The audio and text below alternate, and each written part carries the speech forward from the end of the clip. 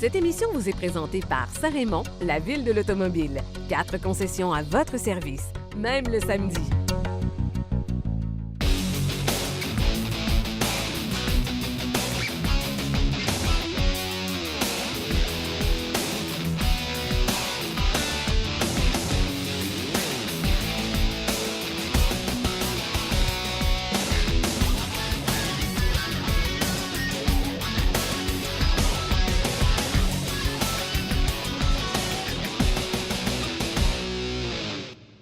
Bienvenue à Virage. Aujourd'hui à l'émission, nous allons vous présenter le Hyundai Veloster, aussi la Dodge Damon qu'on a eu la chance d'essayer sur piste.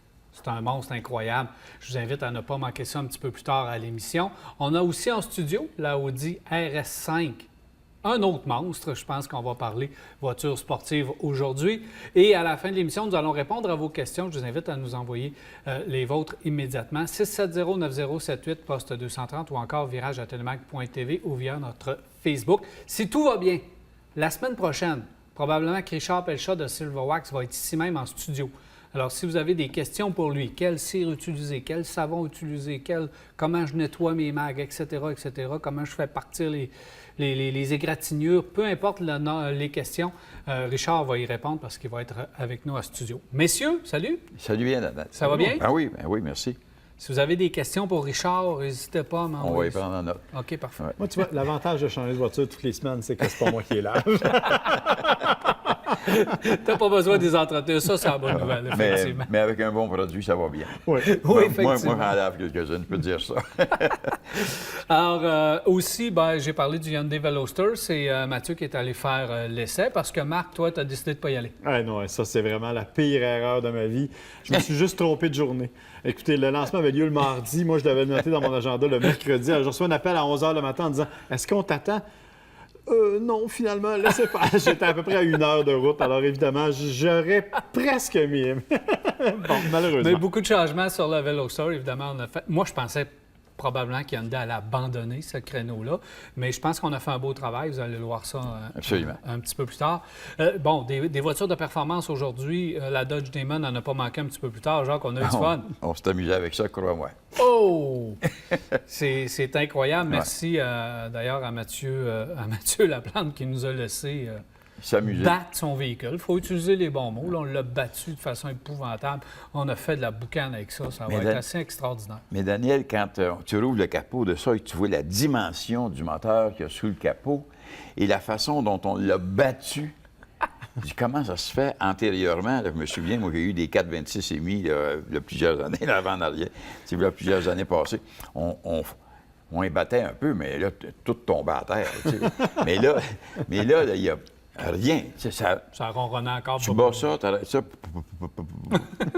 Enfin, les compagnies, ils ont donc fait du progrès au niveau mécanique dans n'importe quel manufacturier. C'est incroyable. C'est incroyable. Moi, j'ai aimé brasser cette voiture-là. Et le fait que, après ça, tu t'en reviens au puits tranquillement. Ça te ramène. Tu te reviens tranquillement avec la voiture sans problème. On n'en dira pas trop, Jacques. C'est vrai, c'est vrai. On a un reportage. On a un reportage après. On est tout en train de voler le punch de notre reportage. Marc, parle-nous du véhicule avec lequel tu es arrivé aujourd'hui, parce que ça aussi, c'est tout un véhicule. Ouais, moi, je ne l'ai pas battu, là, je vous le dis tout de suite. Mais ça, j'aurais pu, je pense, puis sans trop de difficulté. C'est la Audi RS5, une voiture qui a été complètement refaite cette année. Quand on la regarde en termes de look, elle a complètement changé. On a vraiment rendu les arêtes un peu plus précises. C'est vraiment une belle silhouette. La RS5, facile à reconnaître, entre autres, avec la grille noire à l'avant, qui était auparavant chromée. Maintenant, là, c'est vraiment très intense comme look. Et à l'arrière, il y a un tout petit aileron en fibre de carbone sur le capot. Tout discret, mais c'est magnifique, c'est absolument superbe. Et la ligne est incroyable. J'étais sur l'autoroute, là, je me suis fait faire des pouces abondamment. C'est une très, très belle voiture. À l'intérieur, bien, écoutez, c'est une Audi avec la qualité de finition que l'on connaît à Audi. Les surpiqûres sont incroyables là-dedans. Il y a vraiment des sièges à motifs, c'est super beau. Des sièges qui offrent un support incroyable. T'es vraiment, là, t'es sanglé dans ta voiture, un peu comme tu pourrais l'être. Mais il le faut. Parce que c'est une auto qui est, t'en as parlé, une auto de performance. On a perdu 2 cylindres. Hein? Avant ça, la RS5 avait un V8. On est maintenant rendu avec un V6 biturbo. de 2,9 litres. Pourquoi je précise le 2,9 litres? Parce que la S5, elle a encore un V6, mais 3 litres. Donc, on a comme pris ce moteur-là et on l'a un petit peu musclé. On lui a fait perdre un peu de déplacement parce qu'on a diminué la course des pistons, entre autres. Mais on a gagné en puissance, 444 chevaux. Ce qui est correct, c'est l'équivalent de ce qui était l'an passé, mais c'est le couple. On est passé de 317 à 442 livres-pieds de couple. Ça fait toute la différence au monde. 0-100, 3,9 secondes. Et cette voiture-là, c'est d'une stabilité. Bien sûr, il y a le rouage intégral, le fameux Quattro d'Audi qu'on connaît, qui est Quattro de super performance qui n'est pas le même que sur les autres. Non, c'est ça, le Quattro Performance, qui est absolument incroyable. Ça te donne une motricité permanente quand tu pars. Alors, juste ça, plus évidemment les modes de conduite, parce que cette voiture-là a des suspensions adaptables et tous les modes de conduite que l'on peut modifier avec le Drive Select d'Audi, là, qui est un système qu'on change du bout des doigts. Et que le bloc instrument change. Ça, là, Le cockpit virtuel, là, c'est-tu incroyable? écoute, c'est tellement le fun.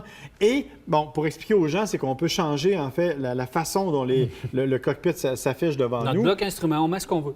Littéralement, quand tu le mets en mode performance, tu as le gros tachymètre au centre. C'est ça. Avec les surveillances de pression et les forces G. Ça, c'est là. Si tu t'en vas en mode pépère tranquille, ben, tu peux mettre plein écran ou presque ton GPS avec 2 petits cadrans. Ce qui est génial parce qu'en même temps, le système multimédia n'est pas si simple. OK? Tu as encore la molette, puis c'est encore un peu compliqué.